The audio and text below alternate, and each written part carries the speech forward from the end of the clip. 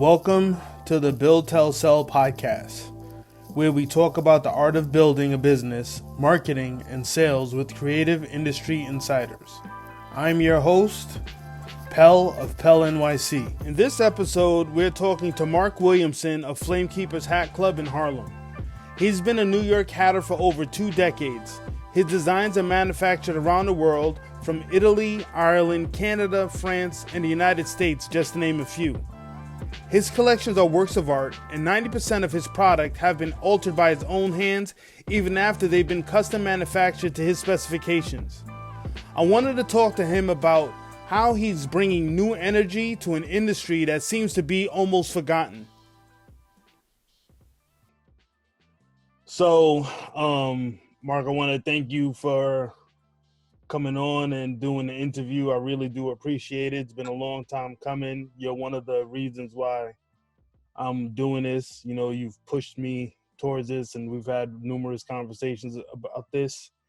Sure. You know, I have other people like push me as well, but you know, when we come to your spot, it's like church. So I guess we'll kick it off. You know, let's start at the beginning, as I know it. JJ's hats and how you got there, and then how you made the transition over to Flamekeepers. Well, JJ's downtown. I was just a college student looking for a part-time job. Had 3 job interviews one day. First job interview was there at the hat shop.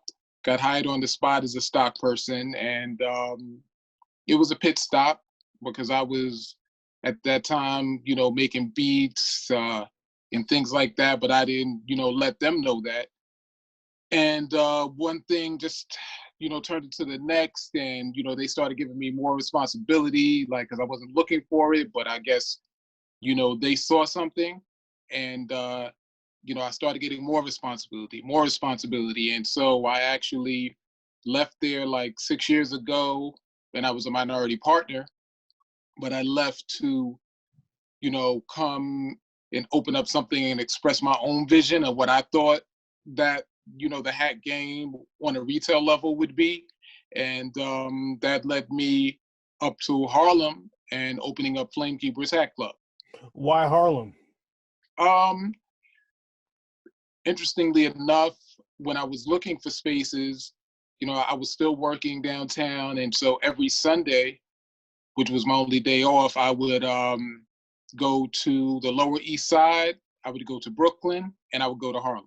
Because those were 3 places that I felt like I wanted to explore and open in one of those places. And I just really felt the energy of Harlem, what was going on, and felt like, it was in development on a retail plane, and building that kind of retail community, that kind of level where Brooklyn was already doing it. I mean, to me, Brooklyn is the blueprint for everything and that everyone should follow. But I feel like Harlem, I would be blazing a trail as opposed to just joining a group of other like curated stores that are real dope. So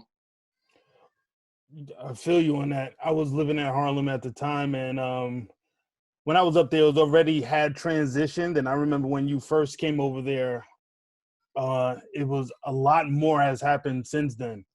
You know, I think that they are building a culture in the community there. I think that the retail definitely can need to be stronger and more stores similar to yours around there, but definitely has been growing and expanding in a lot of transition.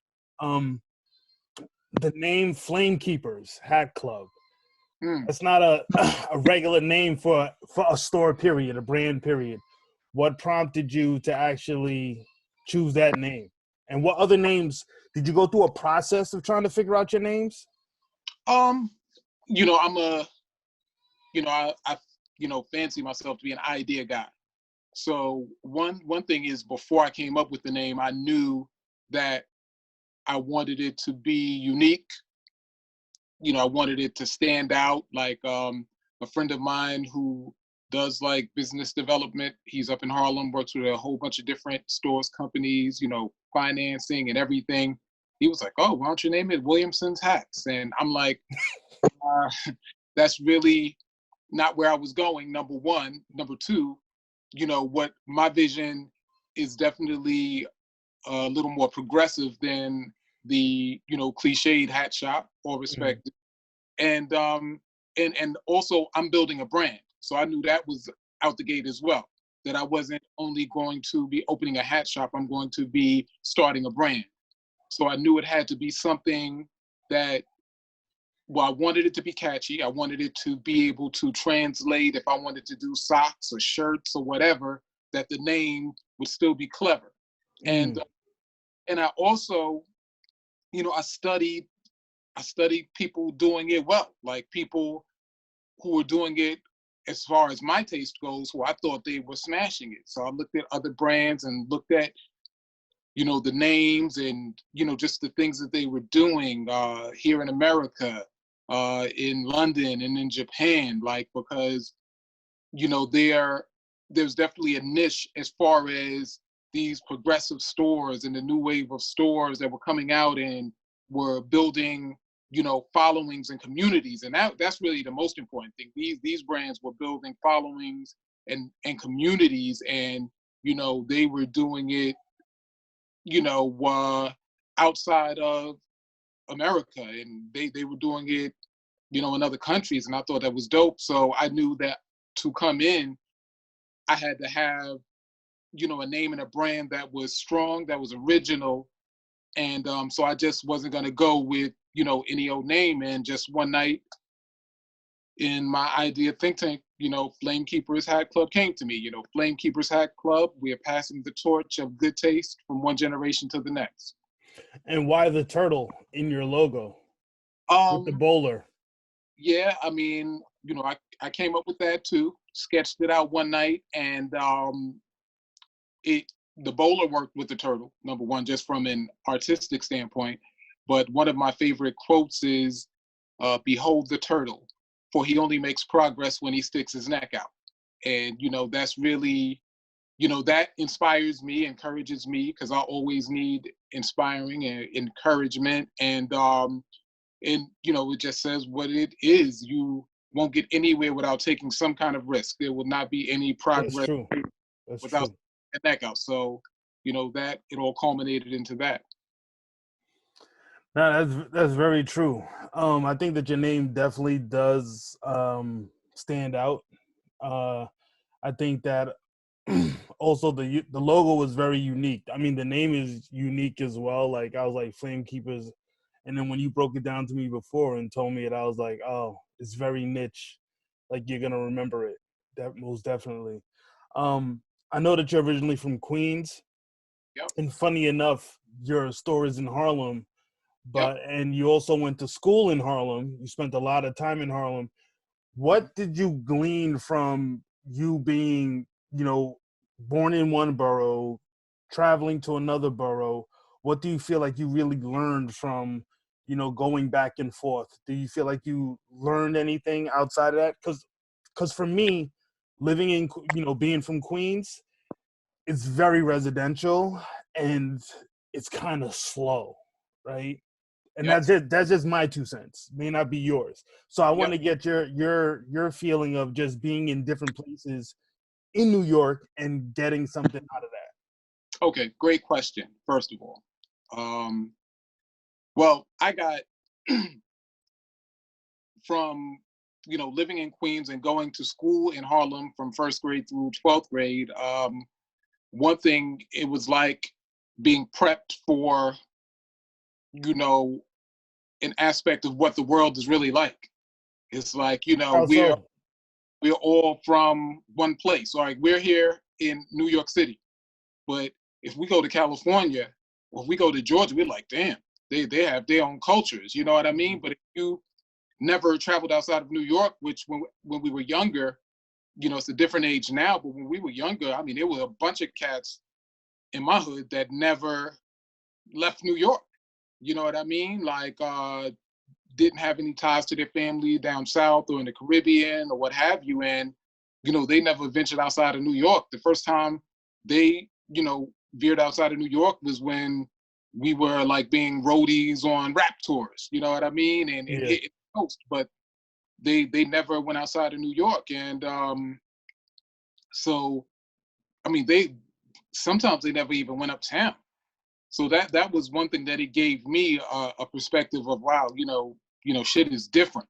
And, every borough has a culture in and of itself. That's one thing. And I say it was preparatory because the world is that way. So if I've never traveled outside of this country, I really don't know what's going on. Now, forget outside the city, but if I haven't traveled outside the country, I really, don't know what's going on.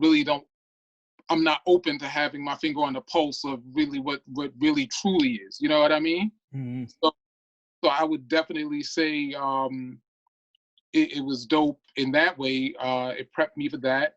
Taught me to be independent because my parents were teachers, and it's not like when the school day is over, we all went home on the train and we came to school on the train. As far as elementary school. So by the time I was in 5th grade, my mother was a principal and she had to stay. Her days were long, so I was on the train from Harlem like 3 o'clock, taking the train and the bus, back to St. Albans. So that's one thing I couldn't even imagine my daughter's doing that right now, but I was doing that then. And so, like, again, it taught me independence. And the one thing, I've spoken on this before, that, me opening up in Harlem is ironic, is because, okay, I went to elementary school in Harlem. So I lived in Queens, but went to Harlem to start my education, so to speak. And so then I, start the second phase, professionally with this hat thing, and I open up in Harlem and I get an education and continue to get an education right now, even though we're in our 5th year, but I continue to get an education every time we lift the gates and open the doors. So so it's because I learned, fortunately, Flame Keepers Hat Club is a place where people like to come. Like you said, it's like church. We get all different types of people, all people from different professions into different things, but they all tend to be on the same vibe. And I learn something every day from someone. Sometimes it's a few times a day, but I learn something every day from someone, from people who walk through that door, whether, it could be professionally, it could be spiritually, mentally, physically. I learned about my diet, but I learned something every day. So it's, that store is really a giving, situation. Well, let me interject a little bit. For those who may not have come to the store or experienced what I mean by calling it church, I've been coming to your store like almost day one from when you saw me walking across and you called me and let me know that you opened.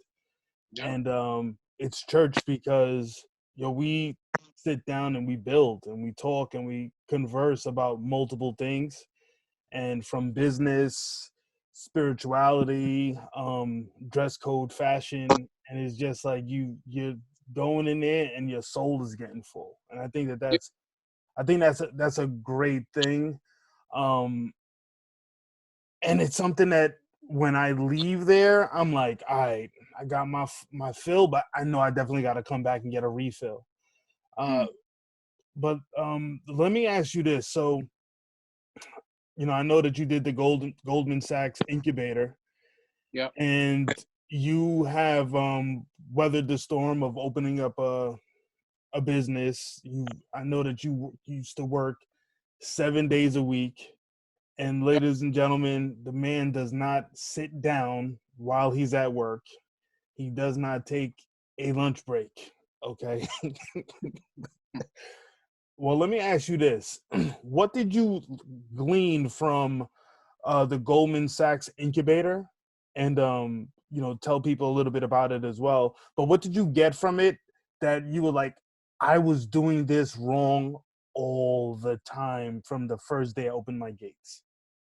Um, I mean, first of all, the Goldman Sachs 10,000 Small Business Program is awesome. Um, I'm a spiritual guy, so it wasn't something that I was looking for, but happened upon it and got accepted. It's a scholarship program, and I guess one of the biggest things that I learned from it is you have to work with a formula. So it's like anything else in life. Like there is a formula to success in anything that we set out and do. And I won't say attempt to do because I don't believe in trying. Of course, you know that. Yeah. But anything we do, I feel like there's a blueprint for it. And I mean, I didn't have any blueprint. I didn't have any formal training as far as on the business side of things, as far as, opening, just mapping out a plan for where I wanted Flamekeepers Hat Club to be in 10 years, 3 years, 2 years, 5 years. So that was one awesome thing that the Goldman Sachs 10,000 Small Business Program did. And I mean, there are a few programs out there like that, but the key thing is, and I think what you're really asking me, the answer to it is information. We need information. So what you're doing right now, we're having this conversation. This is information. So that is very important to, small businesses or anything you want to undertake and you're brand new or you're small and there are giants out there. I think you need the information. You need to know who you need to be around. You need to know who you need to befriend. You need to know who you need to build a relationship with. And that could be from suppliers to, people already doing it, to real estate brokers or business brokers. I mean, there's so many different levels. So that's really one major thing that I got from it is that information. Another thing is, you have to be around people who are aspiring to do something, because these people are going to understand the ups and downs. They're going to understand wins and losses. And we all need, to be inspired every now and then. We all need to, be in the company of people and they're saying like, oh shit, I'm going through that too. You don't want to feel alone in what you're doing. So again, you need to build, that kind of community for yourself. And I don't care if it's, professional, artistic, in whatever you're doing, whatever you plan to jump into, whatever field, business, forum. I feel like you need that support. So that was one of the most important things that I got from that program. Just, the support and understanding that, okay, these people are going through the same things that I went through and we're rocking with each other. You know what I mean? And they can relate to what I'm speaking about. They can relate to what I'm going through. And, they have their own things but they have, my best interest at heart as well, because we're not invested with each other financially. We're invested spiritually. I mean, very good points. Building a community of like-minded individuals, even if they're not in your same field. But what do you think that, like, after doing that incubator, that you immediately changed, like spot on when you learned about it? Well, one thing is forming, processes, because there should be a process for everything that you're doing, like the beginning, the middle, the end. But you're going to be repeating that, every day. So it could be something that I was doing personally, or it could be something in the store, again, as a team, where we're like, okay, we're going to open up, we're going to, we turn on the steamer, the lights, then we're gonna, Windex the table down, then we're going to steam the house, but even if it's a 12-step thing, it should be something that, we do every day, the same way, one after the other, be meticulous about that. So, and again, even me creatively, I would have to be the same way, processes. Me, as far as dealing with suppliers and everyone I deal with from season to season, just have it, in order. Okay, I need to do this by this time to have this, to be able to do this and create this and have it on the shelf by this time. So that, like, the processes, I think that was very important, and one of the first things that I thought of, coming back and implementing. Another thing was, the finances, and understanding your finances, and then also, building a relationship, with your accountant, where you're really having, dialogue. Yeah. Where you're really having dialogue, so you can understand from the financial standpoint, okay, if I'm trying to get here, what is it going to take for me to get here? Or am I this far ahead, or am I this far behind, and I have to catch up to get to where I want to be in 5 years or 10 years, or, so that there were a whole bunch of things, but those are a few of the things that were takeaways, immediately. Another big one was having growth opportunities. We need to, a couple of times a year, introduce something new to whoever we are selling to, a different facet of ourselves or of our businesses, to keep them excited.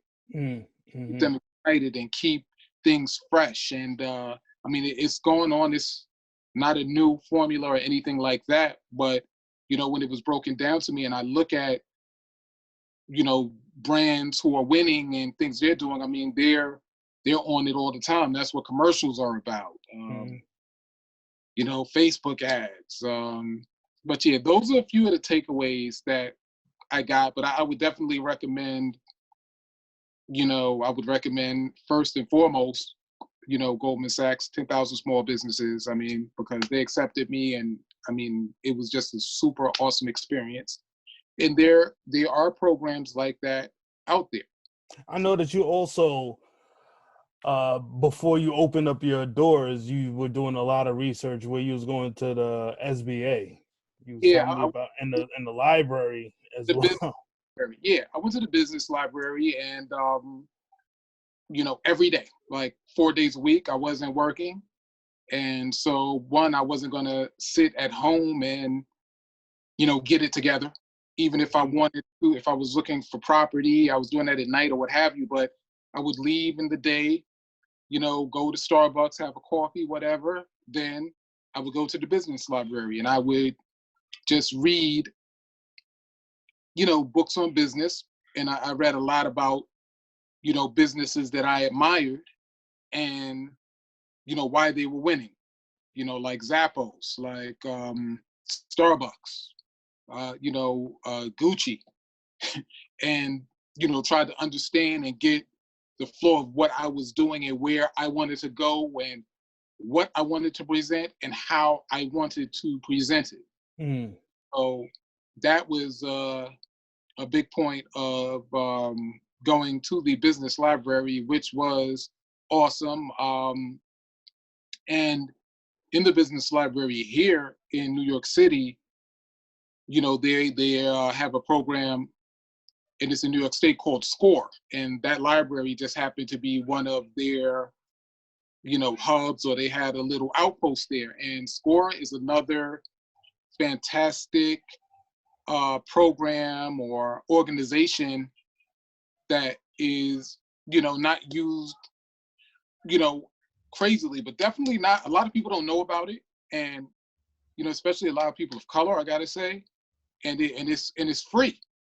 Yeah. So you can go there. You can go there. You can find, choose from a list of like 20 plus mentors. There are people that have been in fashion, that have been in manufacturing, people who've been in art, finance, and they just will meet you anywhere, sit down, have a cup of coffee with you, and chop it up with you, and they'll continue to do so. It's not like a one-time deal. Mm. Like a friend of mine who I turned on to SCORE, she, went there when she was an optometrist, and she went there and, found the space.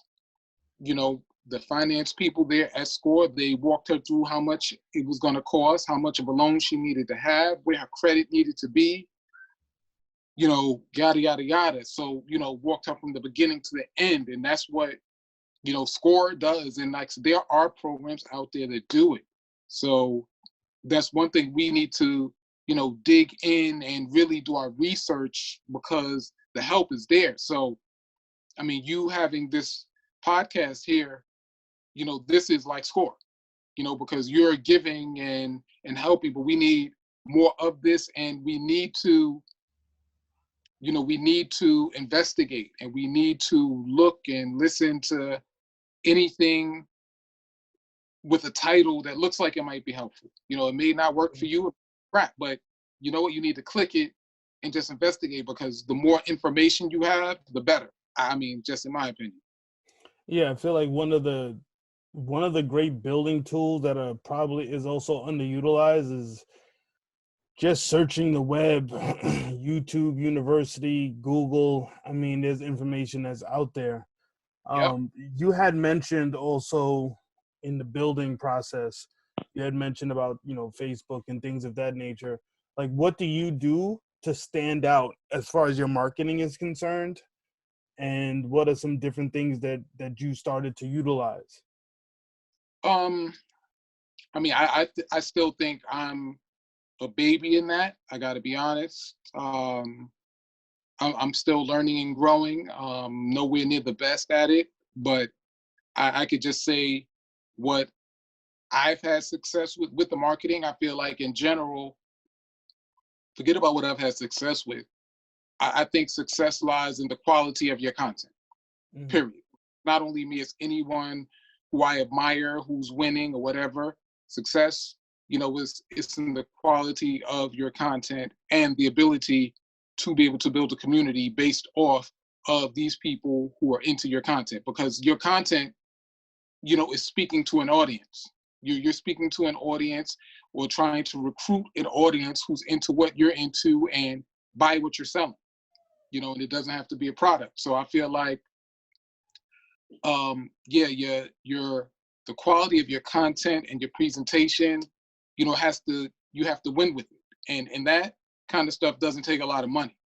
Like, I feel like, your images, your your photographs, everything, they need to be crispy, or they should be stylized to where when someone looks at it, they're reminded of you, even if they don't only think of you. But I think quality is super important, and you have to feel like, I'd be embarrassed if I put that out. Or you really have to be, very serious and mindful and prideful about the quality and the level of quality of your content. And like I said, that's from images to the words and everything like that. So I think that is, I think the content and what you're delivering, I think that's vital. I agree with you. I think that's very important. I think in this day and age, that's where we're at. Social media is like the next best thing to word of mouth. Yep. Because you're actually co-signing something, through your personal channel. So Well, you're co-signing something, but also, I tell a lot of people, like, with your content, if you're getting a response from your content, especially if you're a small business, so that could be a small business like Flame Keepers Hat Club, or it could be, you can be an artist, you could be a musician, but the response you get, like you said, it's the positive response you get is a cosign. but it's also there are people who are rooting for you. So the bigger your community, as you build it, it could be 2 people. They're rooting for you. If it goes to 200, they're rooting for you. If it goes to 200,000, these are 200,000 people who chose to follow you, to like your images, to comment, and they're rooting for you. They're cheering for you. So that's one thing that I feel like that's very important, and that's very important to realize and understand. Like I get it that when anyone comments on something and likes a image or what have you, I know they're rooting for me, and I'm super grateful for that. Wow. I didn't look at my followers like that, but I mean that's definitely a great perspective and a way to look at it, and to look at the curation of your content. Yeah, I mean, another is to include yourself in your content. Now, you and I have had many conversations. Yeah, you've told me that. Like they want to see you. Yeah, and I tell this to anyone. I'm like, if you're, David, and you're trying to become the next Goliath, I'm like, you have to, put your face in your content. I mean, because one thing is success is built on a connection, some kind of connection. If you're an artist, they never saw your face, then this person is going to connect with the painting. If they like the piece of clothing or hat, whatever, and never saw me, they're like, wow, that shit is dope. They make the connection. But what that human connection is something very serious. So that goes back to them rooting for you. Once you put your face in there and they're like, okay, this person, they're trying to win. This person, they're putting it on the line. This person, they're risking something. This person has a family, but is working 7 days a week, 12, 14 hours a day to build a future for himself and build a future for his kids so their lives will be better than them. I mean, people root for that. Yeah, you're right. You definitely got to bring people into your story. People root for that. So that's the one thing I say like that is super important, is to include yourself in your content and your story. And even if some people, when I have this conversation, they feel like, okay, my style is not this or that, or I don't do the camera thing or what have you. But you know what? That's another thing about life in general and about this business. We have to evolve. So we got to keep changing and evolving in order to make it and survive. So that's just like right now, this pandemic, we got to evolve into something else to survive. We got to wash hands 1,000 times a day. Yeah. We got to be inside. So we're evolving into something else as we speak. But the same goes with anything in life, but definitely about this business thing. And, when we're trying to chase that paper, if you're not used to being in front of the camera, hey, get used to it. Yeah. Have your girl or your guy say, okay, maybe you need to wear this, boo, or what have you. Just get it together, because people want to see it, and people, they're cheering for you. Like they don't want to hear that you won the marathon. They want to see pictures of you crossing, breaking the tape and crossing the line with. They also want to see you training. Yeah. They want to be with you day one. They want to be with you when you're trying to do it. Whatever. Absolutely. They want to see the first sit up. They want to see the first push up. They want to see you, trying to do this. I mean, that's very true. You've told me a million times, like people want to hear your story first. Even through the Goldman Sachs thing, you told me that they said that you sell yourself first. Yep. And then you sell your product. When people come into the store, what is the feeling that you want them to leave with? When you come in, I want you to feel energy. Bottom line, number one, I want you to feel that there's an energy here. Wow. You're just not walking into some place where money is exchanged. Mm-hmm. Whether buying, I want you to feel like, damn, okay. There's something going on here. Just energy. And that has nothing to do with the product. That has to do with the vibration of the layout and to the people who are in there. That has to deal with that. I want you to feel that. And upon leaving, I want you to feel lifted. You know, that's one thing, and that's with purchase or without. I want you to feel like, damn, I felt better leaving than I did when I Yeah. came in. I was having a great day. You understand what I'm saying? I was Yeah. having a great day before I walked in, but I want you to leave feeling higher. Like, damn, this is, you know, I can't wait for where I'm gonna go next, because the way my day is going, I'm just going up. So I want you to leave higher, feeling better emotionally and spiritually than you did when you walked through the door. That is what is the most important thing to me. Um, you know, one thing that I've heard you say to people often, one is that, you know, this isn't a museum, it's more of a pet shop, you know, that you want them to actually play around, touch the hats or whatever. That I want to leave with you. Exactly. Yeah. And then the other thing is that you don't really sell hats, that they sell themselves. Absolutely, they do. Yeah. They, And I mean, still that would be true of anything that I was peddling, but I mean, yeah, it's a fact. I don't sell them. The mirror, as you've heard me say a million times as well, the mirror is the best salesperson in the yeah, play. You yeah, know, because you have to feel it. It's like I can't say to you, oh wow, that looks great on you, this and that. It has to stir your emotion.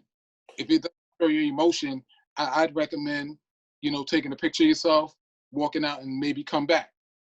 yeah. I definitely see when you sell, it's more of a soft sell Yep. than, you know, I never have witnessed you go hard on anybody, like trying to push something on them, or Well, even really negotiate too much. It's like, this is what it is. You like yeah. it, you like it. You I know, mean, one that's me. Number one, my personality. I mean, you know that.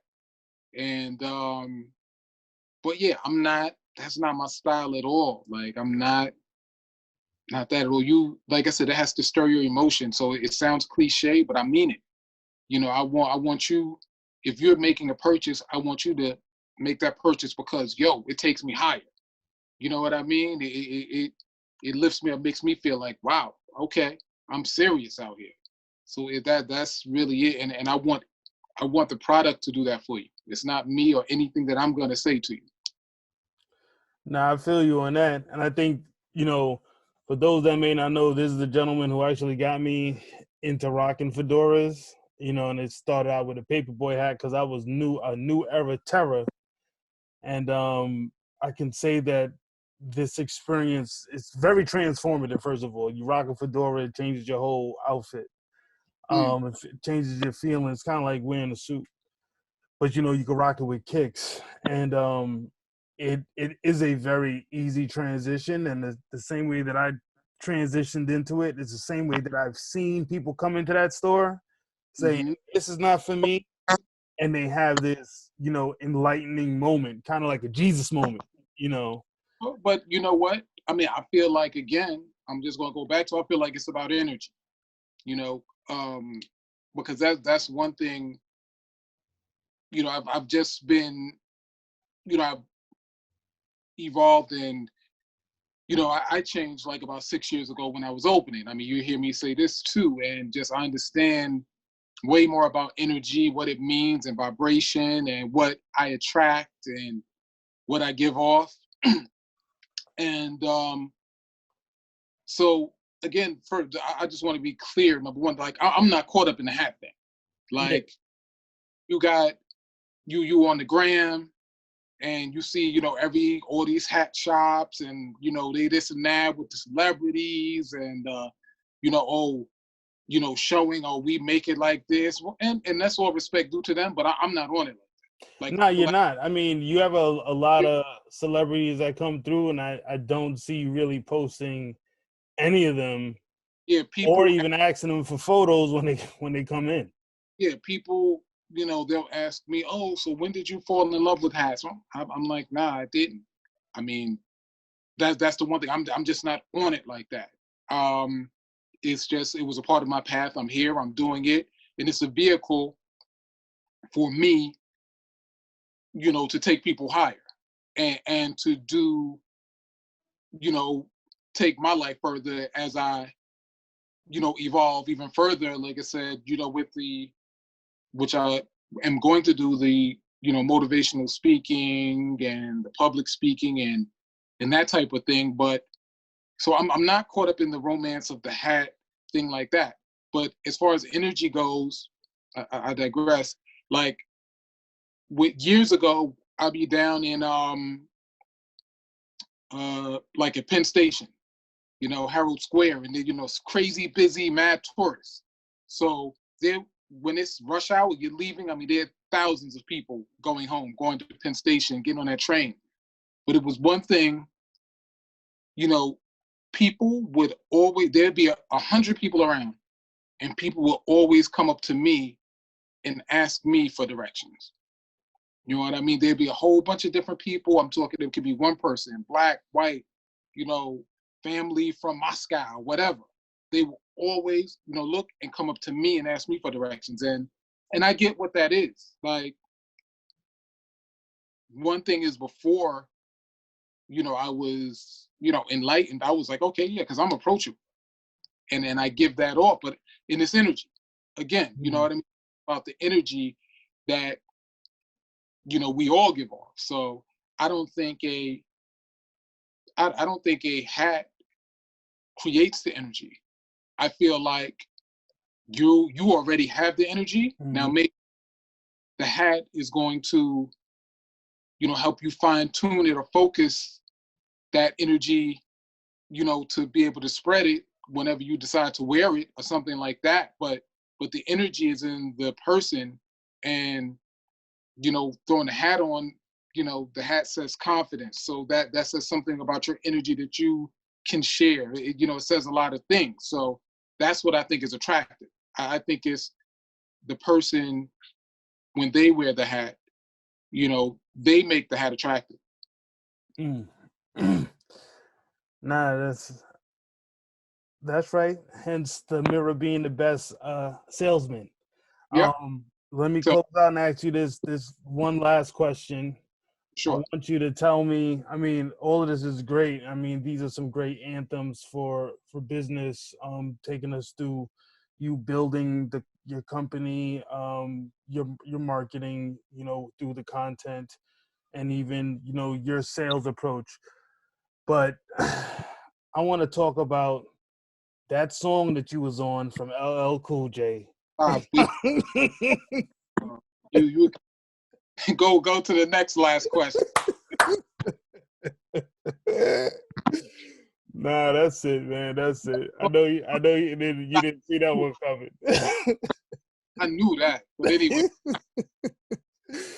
Nah, that's I mean, definitely you and we could talk forever. Yeah. I think we'll put a pin in it right now. Please let people know where they can find you at, your social. For sure. It's Flamekeepers Hat Club. Brick and mortar space is 273 West 121st Street, right at the corner of 121st and St. Nicholas in Harlem, New York. Great place to visit, great energy up there. Flamekeepershatclub.com, the website, Instagram, Flamekeepers Hat Club, Facebook, Flamekeepers Hat Club. So definitely, please, check us out, follow us. Tell us what you like. Tell us if you feel like we're missing something. And if you're ever in Harlem visiting, definitely come in and, let's exchange some positive energy, Sorry, let me dial back because I have one last thing. I didn't really touch on the hats themselves because I don't think people understand, like, the majority of the hats in your store, you are literally touching them and putting hands on them. So just give us a little bit of that before we close out, about what does that personal touch mean to you, and what made you want to do that? Well, I had, done design work before, even, had been hired by companies who, flew me abroad to work on hat lines and things like that. So, excuse me, the biggest thing for me was, okay, I'm a small guy, so when I come in, what I have has to be different, and it has to be something that you can't get from anywhere else. So when I first opened, I wasn't able to do that, because I put all my money in building out the space. And, fortunately, I had, again, it goes back to relationships. I mean, fortunately, I've been in the game like 20 years. So I was blessed to have great relationships with, these companies who could, I could deal with the raw goods, from Italy to Czech Republic, Spain. And so at first I had to deal with, stuff that was already made, branded stuff, boom, boom, boom. But I knew my goal was to have everything be Flamekeepers Hat Club brand, because ownership is a very big thing. Ownership is a very big thing. So if you're peddling other people's brands, it's really not yours. Mm-hmm. I would say that, I'm not going to say in every business, but in a lot of small businesses, it's not yours. There's some sort of legacy to it, but I wanted the type of legacy where it's like, this is a brand that was started from scratch, and, wow. And it was built to this, and I wanted, all the pieces to be uniquely mine. And especially, again, being a small business, that's the only way I was going to be able to fight amongst the giants. Mm. That was one big thing. I mean, I touch, every hat definitely on the design tip, and, most of them physically, and especially the custom stuff for sure. But that was another thing that I learned, I would say, from the program as well. Like, you can't do everything. You'll never grow your business if you have to be the chief cook and bottle washer. Now, Preach. Now, when you're starting, I get it. You may have to. When I started, like Pel said, I was open 7 days a week, in there by myself, Monday through Friday. My sister and friend came on the weekend, but I was there Monday through Friday by myself. And because I was like, I can't afford to pay someone, yada, yada, yada. So I had to do it that way. But then, with the designing and everything else, I mean, it takes so much. So you're definitely going to you're definitely going to have to be able to learn how to, source jobs out and to delegate, like, in order to grow. If you're not going to be able to do that, I mean, there's no way you're going to grow, because you're going to be so tired. Yeah. Like, you'll never be able to do everything. You have to be outside of a business to grow a business. Yeah, you won't be able to come up with strategies for your next big value offering. Yeah, for that, or if, for your next big value offering, like you said, and that could be within the business your baby, the business you founded, or it could be like, okay, my next venture. Yeah, or an extension of. Yeah, because nothing wrong, and you need, various revenue streams to win. And even if you only have 2, or if you have 3, like, your children see that, they may have 6 when they go, because they understand what that shit is. So that, if you got 2, your kids may have 6, but they need to see, more than one going on. So you'll never be able to get to that point, like I said, if you remain to be the chief cook and bottle washer for the life of your business. So that is one piece of advice that I would give, and from a person who has lived it. And definitely learn how to delegate and build a great team. Build a great team, have great people around you, have smart people around you, have people around you that are smarter than you. And that comes from the people who work with you, your team, to your friends and your company, your family. You know what I mean? Like, all respect due. I mean, he know where I'm going with this. Like, I mean, P, my brother. Pel, yeah, that's my brother. But, I fucks with Pel out the gate. because yo, he has a great fucking mind. You Thank understand what you. Thank you.